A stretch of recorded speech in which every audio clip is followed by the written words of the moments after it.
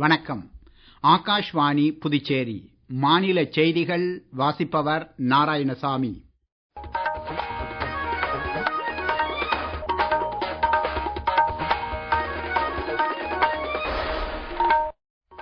தலைப்புச் செய்திகள். பிரதமர் திரு நரேந்திர மோடி வரும் 14ஆம் தேதி அஸ்ஸாமிற்கு பயணம் மேற்கொண்டு பல்வேறு திட்டங்களை தொடக்கி வைக்கிறார். நாடாளுமன்ற இரு அவைகளிலும் மத்திய பட்ஜெட் மீதான விவாதங்கள் இன்று மீண்டும் தொடங்கி நடைபெற்றன. இந்திய சிறு குறு நடுத்தர தொழில் நிறுவனங்களை உலக சந்தையுடன் ஒருங்கிணைப்பதே அரசின் குறிக்கோள் என்று மத்திய அமைச்சர் திரு ஜித்தன் ராம் மாஞ்சி கூறியுள்ளார். புதுச்சேரியில் நாளை கூட உள்ள சட்டப்பேரவை கூட்டத்தொடரில் இடைக்கால பட்ஜெட் தாக்கல் செய்யப்படுகிறது. இனி விரிவான செய்திகள். பிரதமர் திரு நரேந்திர மோடி வரும் 14ஆம் தேதி அஸ்ஸாமிற்கு பயணம் மேற்கொண்டு பல்வேறு திட்டங்களை தொடக்கி வைக்கிறார். பிரதமரின் அஸ்ஸாம் பயணம் குறித்து ஒரு செய்தி தொகுப்பு. வரும் 14ஆம் தேதி காலை அஸ்ஸாமில் உள்ள சௌபா விமானப்படை தளத்திற்கு வந்து சேரும் பிரதமர் திரு நரேந்திர மோடி அங்கிருந்து மீண்டும் புறப்பட்டு திப்ருகர் மொரான் தேசிய நெடுஞ்சாலை பிரிவில் புதிதாக அமைக்கப்பட்டுள்ள விமானங்களுக்கான சாலைசார் ஓடுதளத்தில் தரையிறங்குகிறார். வடகிழக்கு மாநிலங்களின் இத்தகைய முதலாவது சாலைசார் விமான ஓடு பாதையில் பிரதமர் தரையிறங்கும் இம்முக்கிய தருணத்தில் இந்திய விமானப்படையின் பல்வேறு போர் விமானங்களும் தரையிறங்க உள்ளன. தொடர்ந்து பிரதமர் திரு நரேந்திர மோடி பிரம்மபுத்திரா நதியின் குறுக்கே அமைக்கப்பட்டுள்ள குமார பாஸ்கரவர்மன் பாலத்தை திறந்து வைக்கிறார். கவுஹாத்தி நகரை வடக்கு கவுஹாத்தியுடன் இணைக்கும் வகையில் இப்பாலம் கட்டப்பட்டுள்ளது. பிரதமர் திரு நரேந்திர மோடி தமது அஸ்ஸாம் பயணத்தின் போது கவுஹாத்தி IIM இந்திய மேலாண்மை கழகத்தின் புதிய வளாகத்தை திறந்து வைத்து மத்திய அரசின் நிதி உதவியுடன் வாங்கப்பட்டுள்ள 100 மின்சார பேருந்துகளையும் அஸ்ஸாம் அரசிடம் ஒப்படைக்கிறார். அமிங்காம் பகுதியில் பெரிய அளவில் நிறுவப்பட்டுள்ள ஹைப்பர்ஸ்கேல் டேட்டா மையத்தையும் பிரதமர் திறந்து வைக்கிறார். நாடாளுமன்ற இரு அவைகளிலும் மத்திய பட்ஜெட் மீதான விவாதங்கள் இன்று மீண்டும் தொடங்கி நடைபெற்றன. இந்தியாவை முன்னேறிய நாடாக மேம்படுத்தும் கனவை பட்ஜெட் நிறைவேற்றும் என்று மக்களவையில் பிஜேபி உறுப்பினர் திரு சுதீர் குப்தா கூறினார். எதிர்க்கட்சித் தலைவர் திரு ராகுல் காந்தி விவாதங்களில் பங்கேற்று பேசுகையில் பட்ஜெட்டில் செயற்கை நுண்ணறிவு தொழில்நுட்பங்களுக்கு முக்கியத்துவம் அளிக்கப்பட்டுள்ளதால் பெரிய அளவில் வேலை இழப்பு ஏற்படும் என்றார். எல்ஜேபி உறுப்பினர் திரு அருண் பாரதி பட்ஜெட்டை வரவேற்றார். ஆம் ஆத்மி உறுப்பினர் டாக்டர் ராஜ்குமார் சபேவால் பட்ஜெட்டை குறை கூறினார். புதிய இந்தியாவின் பிரதிபலிப்பாகவே மத்திய பட்ஜெட் அமைந்திருப்பதாக சிவசேனா உறுப்பினர் திரு ஸ்ரீகாந்த் ஷிண்டே பாராட்டினார். மாநிலங்களவையில் இடம்பெற்ற விவாதங்களில் பிஜேபி உறுப்பினர் திரு அசோக் சவான் பேசுகையில் பட்ஜெட்டில் அனைத்து பிரிவு மக்களுக்கும் முக்கியத்துவம் அளிக்கப்பட்டுள்ளதாக கூறினார். அமெரிக்காவுடனான வர்த்தக பேரம் பட்ஜெட்டிற்கு பின்னர் வெளியாகி இருப்பதால் துணை பட்ஜெட் அல்லது திருத்தப்பட்ட பட்ஜெட் ஒன்றை அரசு தாக்கல் செய்ய வேண்டும் என காங்கிரஸ் உறுப்பினர் திரு ராஜீவ் சுக்லா கோரிக்கை விடுத்தார்.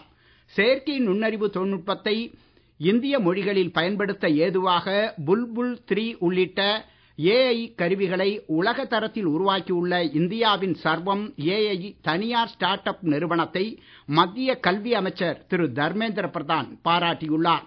இப்புதிய வசதிகள் பல்வேறு முக்கிய குறியீடுகளில் ஜெமினி, சாட் GPT போன்ற உலக ஜாம்பவான்களையும் மிஞ்சி இருப்பதாக அவர் தெரிவித்துள்ளார். தமிழ்நாடு, புதுச்சேரி உட்பட விரைவில் சட்டமன்ற தேர்தல் நடைபெற உள்ள 5 மாநிலங்களில் மின்னணு வாக்குப்பதிவு இயந்திரங்கள் மற்றும் விவிபாட் அச்சுக்கருவிகளின் பயன்பாடு குறித்து வாக்காளர்களுக்கு விழிப்புணர்வு ஏற்படுத்த தேர்தல் ஆணையம் நடவடிக்கை எடுத்துள்ளது. புதுச்சேரியில் தலைமை தேர்தல் அதிகாரி அலுவலகம் உட்பட 19 இடங்களில் அமைக்கப்பட்டுள்ள EVM செயல் விளக்க மையங்களில் இதுவரை 6474 பேர் ஒத்திகை வாக்குப்பதிவு செய்திருப்பதாகவும் நடமாடும் வாகனங்கள் மூலம் 92 இடங்களில் செயல் விளக்கம் செய்து காட்டப்பட்டுள்ளதாகவும் தேர்தல் ஆணையம் தெரிவித்துள்ளது.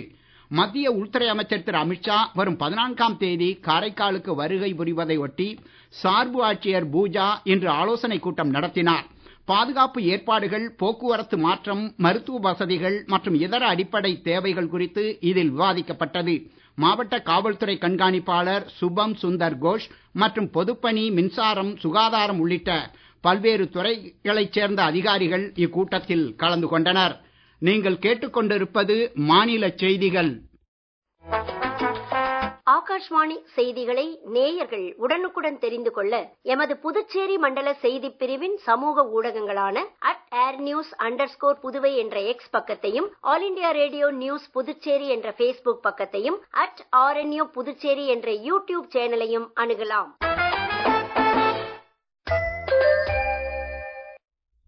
செய்திகள் தொடர்கின்றன. இந்திய சிறு குறு நடுத்தர தொழில் நிறுவனங்களை உலகச் சந்தையுடன் ஒருங்கிணைப்பதே அரசின் குறிக்கோள் என்று மத்திய சிறு குறு மற்றும் நடுத்தர தொழில்துறை அமைச்சர் திரு ஜித்தன் ராம் மாஞ்சி கூறியுள்ளார். இது குறித்து ஒரு செய்தி தொகுப்பு. தெற்குலக நாடுகளில் புதுமையாக்கம் மற்றும் தொழில் முயற்சியை ஊக்குவிப்பது குறித்து இந்தியா SME அமைப்பு சார்பில் புதுடில்லியில் இன்று தொடங்கியுள்ள எதிர்கால தொழில்நுட்பங்கள் பற்றிய உலக பேரவை மாநாட்டில் மத்திய அமைச்சர் திரு ஜித்தன் ராம் மாஞ்சி பேசுகையில், தற்போது இந்தியாவுடன் வர்த்தகம் புரியவே உலக நாடுகள் அதிகம் விரும்புவதாக கூறினார். கிராமங்கள் வளராவிட்டால் இந்தியா வளர முடியாது என்பதால் ஊரக பகுதிகளில் சிறு குறு மற்றும் நடுத்தர தொழில் நிறுவனங்களை ஊக்குவித்தல் அவசியம் என்று அவர் வலியுறுத்தினார். இதை கருத்தில் கொண்டே வரவிருக்கும் நிதியாண்டிற்கு மத்திய பட்ஜெட்டில் இத்துறைக்கு மிகுந்த முக்கியத்துவம் அளிக்கப்பட்டுள்ளதாக அவர் குறிப்பிட்டார். சிறு குறு மற்றும் நடுத்தர தொழில்துறையில் டிஜிட்டல் மற்றும் செயற்கை நுண்ணறிவு தொழில்நுட்பங்களால் பல்வேறு முன்னேற்றங்களை கொண்டுவர முடியும் என்று அமைச்சர் மேலும் கூறினார். புதுச்சேரியில் 15வது சட்டப்பேரவையின் 6வது கூட்டத்தொடரின் 3ஆம் பகுதி நாளை 12ஆம் தேதி வியாழக்கிழமை காலை 9:30 மணிக்கு சட்டப்பேரவை மண்டபத்தில் கூட்டப்படும் என சட்டப்பேரவை செயலர் திரு தயாளன் செய்தி குறிப்பு ஒன்றில் தெரிவித்துள்ளார். இக்கூட்டத்தொடரில் புதுச்சேரி அரசின் இடைக்கால பட்ஜெட் தாக்கலாகும் என்று சட்டப்பேரவை தலைவர் திரு R. செல்வம் ஏற்கனவே தெரிவித்துள்ளார். நடப்பு நிதியாண்டின் கூடுதல் செலவினங்களுக்கும் சட்டமன்றத்தில் ஒப்புதல் கோரப்பட உள்ளது. சிந்தனை சிற்பி சிங்காரவேலர் நினைவு நாளான இன்று புதுச்சேரியில் கடலூர் சாலையில் உள்ள அன்னாரின் சிலைக்கு துணைநிலை ஆளுநர் திரு கைலாஷ்நாதன், முதலமைச்சர் திரு ரங்கசாமி ஆகியோர் அரசு சார்பில் மாலை அணிவித்து மரியாதை செலுத்தினர். தொடர்ந்து பொதுப்பணித்துறை அமைச்சர் திரு லட்சுமி நாராயணன், துணை சபாநாயகர் திரு ராஜவேலு, சட்டமன்ற உறுப்பினர்கள் திரு லட்சுமிகாந்தன், திரு KSP ரமேஷ் ஆகியோரும் சிங்காரவேலர் சிலைக்கு மாலை அணிவித்தனர். காங்கிரஸ் சார்பில் முன்னாள் அமைச்சர்கள் மற்றும் நிர்வாகிகளும் பல்வேறு மீனவர் அமைப்புகளின் பிரதிநிதிகளும் மாலை அணிவித்து மரியாதை செலுத்தினர். காரைக்காலில் மதகடி பகுதியில் உள்ள சிங்காரவேலர் சிலைக்கு குடிமைப் பொருள் வழங்குதுறை அமைச்சர் திரு PRN திருமுருகன் தலைமையில் சார்பு ஆட்சியர் பூஜா முன்னிலையில் மாலை அணிவித்து மரியாதை செலுத்தப்பட்டது.